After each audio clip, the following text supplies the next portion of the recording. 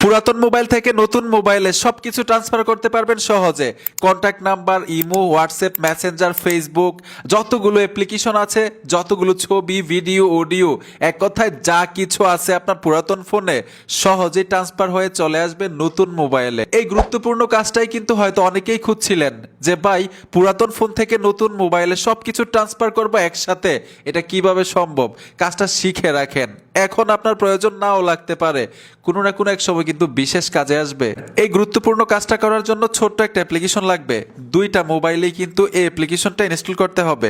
আমি নতুন মোবাইলটা দিয়ে দেখাচ্ছি, নতুন মোবাইলেও লাগবে, পুরাতন মোবাইলেও লাগবে। কিভাবে ট্রান্সফার করবেন এই সেটআপটাও দেখাই দিব। তো অ্যাপ্লিকেশনটা ইনস্টল করার জন্য আপনারা গুগল ক্রোমে চলে আসবেন, সার্চ বক্সে লিখতে হবে টেকলিন। লিখে যখন সার্চ করবেন তাদের অফিসিয়াল ওয়েবসাইট চলে আসবে, এখানে টাচ করতে হবে। উপরে কিন্তু একটা সার্চ বক্স পাবেন, এখানে চলে আসবেন, এইখানে লিখতে হবে ডেটা 6। লিখে আপনারা সার্চ করবেন।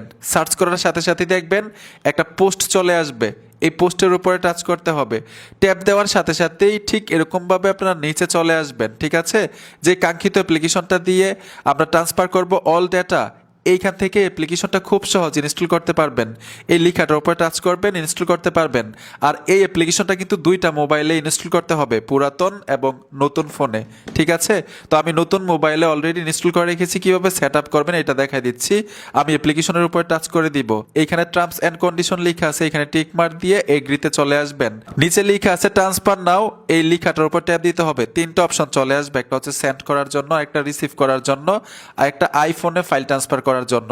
যেহেতু আমরা অ্যান্ড্রয়েডের মধ্যে করব, এইখানে আমরা রিসিভ করব, নতুন মোবাইলটার মধ্যে রিসিভ করতে হবে। আমরা কি করব? রিসিভে টাচ করব। পুরাতন মোবাইলটার ক্ষেত্রে সেন্ডে টাচ করে দিবেন, ঠিক আছে? আমি দেখাবো অবশ্যই। আমি এখানে রিসিভে টাচ করব, যদি পারমিশন চাই অ্যালাউ করবেন, ঠিক এরকমভাবে পারমিশনগুলো দিতে হবে। আমি সম্পূর্ণ পারমিশনগুলো দিয়ে আপনাদেরকে সহজে দেখাচ্ছি। অলরেডি নতুন মোবাইলের সেটিংসগুলো শেষ, এখন শুধু আমরা স্ক্যান করব। নিচে দেখুন একটা অপশন আছে, এখানে ট্যাপ দিবেন, স্ক্যান করার মতো একটা অপশন চলে আসবে। এখন আমরা পুরাতন ফোনের মধ্যে সেটিংসগুলো করব। নতুন মোবাইলটার মধ্যে যে ওয়েবসাইট থেকে আপনি অ্যাপ্লিকেশনটা ইনস্টল করেছিলেন টেকলিন, ওই ওয়েবসাইট থেকে পুরাতন ফোনটার মধ্যে কিন্তু অ্যাপ্লিকেশনটা ইনস্টল করতে হবে, সেম অ্যাপ্লিকেশন, ঠিক আছে? অ্যাপ্লিকেশনটা কিভাবে সেট আপ করবেন এটা দেখাই দিচ্ছি। ঠিক একইভাবে আপনারা ফাইল ট্রান্সফার লেখা থাকবে, এখানে ট্যাপ দিবেন, তিনটা অপশন চলে আসবে। আমরা নতুন মোবাইলে রিসিভ করেছিলাম, আর পুরাতন ফোন থেকে সেন্ড করতে হবে। তো সেন্ডে টাচ করে দিবেন, পারমিশনগুলো অ্যালাউ করে দিবেন, ঠিক এইভাবে।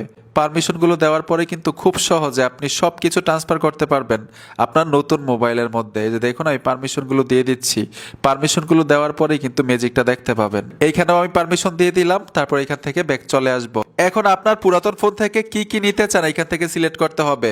সব ছবি এবং ভিডিও আমি অল সিলেক্ট করে দিলাম, তারপর অডিওতে চলে আসলাম, অল সিলেক্ট করে দিলাম, ফাইলে চলে আসলাম। এইখান থেকে আপনি সব কিছু সিলেক্ট করতে পারবেন, ঠিক এরকমভাবে দেখে দেখে।